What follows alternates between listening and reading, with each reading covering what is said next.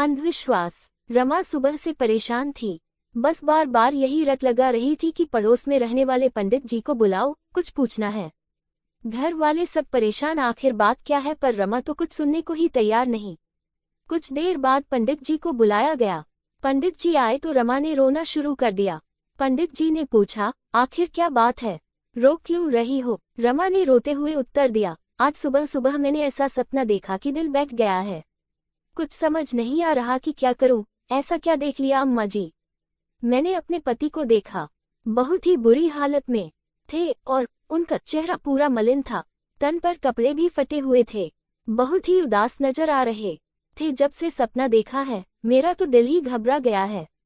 हे भगवान, मेरे पति की क्या स्थिति हो गई? कुछ कह रहे थे, नहीं, हम सुबह सुबह सपने में किसी मृत आत्मा का दिखना शुभ नहीं माना जाता, वह भी ऐसी स्थिति में। बात चिंताजनक है, इसका क्या उपाय हो? उपाय तो है, पर थोड़ा खर्चीला है।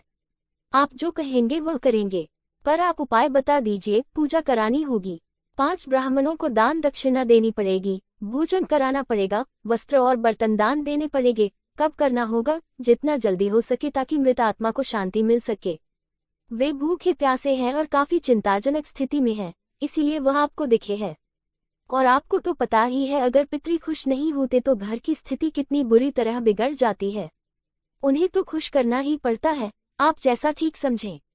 मैं अपने बेटों से बात करके आपको बता दूंगी, और हमें ये सब जल्दी ही करना है। ठीक है, ऐसा कहकर पंडित जी अपने घर को रवाना हो लिए।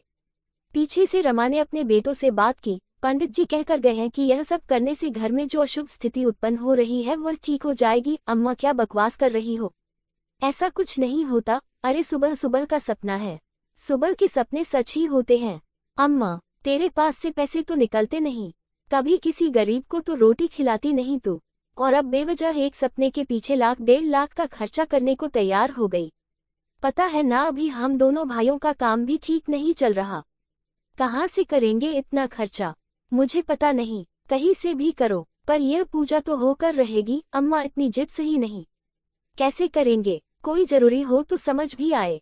ये सुनना था कि रमा ने रोना शुरू कर दिया। अभी तो मेरे पास मकान है, नहीं तो तुम तो मुझे पूछो भी नहीं।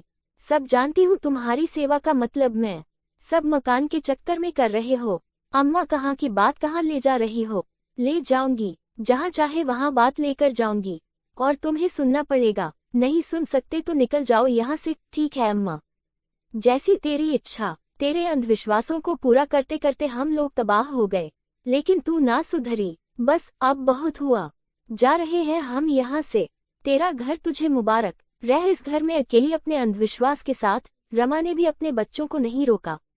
सोचा था कि घर के चक्कर में सेवा कर रहे हैं, कहीं छोड़कर नहीं जा सकते, पर आज रमा के बच्चों को गए हुए 1 महीना हो गया। भौर के सपने का तो पता नहीं, लेकिन हाँ, इस सपने और अंधविश्वास के चक्कर में आज रमा जरूर अकेली रह गई। दोस्तों, आपको ये कहानी अच्छी लगी हो तो प्रतिदिन कहानी पढ़ने के लिए चैनल को लाइक, शेयर और सब्सक्राइब जरूर करें, और कमेंट में अपना राय जरूर बताएं। धन्यवाद।